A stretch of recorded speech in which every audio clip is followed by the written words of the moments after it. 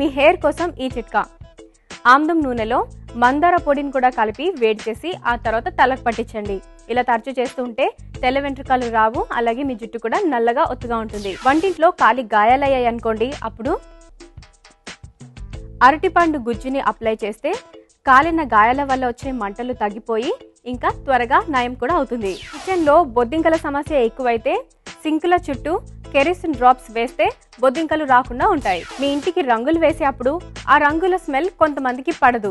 అలాంటప్పుడు రంగుల్లో కొద్దిగా వెనిలా ఎసెన్స్ వేసి రంగులు వేస్తే గనక చక్కటి సువాసన వస్తుంది. మీ బంగారు ఆభరణాలు నల్లబడితే అవి ఈజీగా క్లీన్ అవ్వడం కోసం ఈ చిట్కా. నెయిల్ పాలిష్ రిమూవర్తో ముందుగా తుడిచి ఆ తర్వాత గుడ్డతో తుడిచేసేయండి. ఇలా చేస్తే మీ బంగారు ఆభరణాలు మిలమిలా మెరిసిపోతాయి. మీరు ఇంట్లో కేక్స్ తయారు చేస్తే అవి ఇంకా స్మూత్గా రావడం కోసం ఈ చిట్కా. కేక్ బ్యాటర్ మిక్స్ చేసేటప్పుడు అందులో 1 టీ స్పూన్ గ్లిజరిన్ వేసి కేక్ బ్యాటర్ మిక్స్ చేసి కేక్ తయారు చేయండి. ఇలా చేస్తే కేక్స్ చాలా స్మూత్గా ఉంటాయి.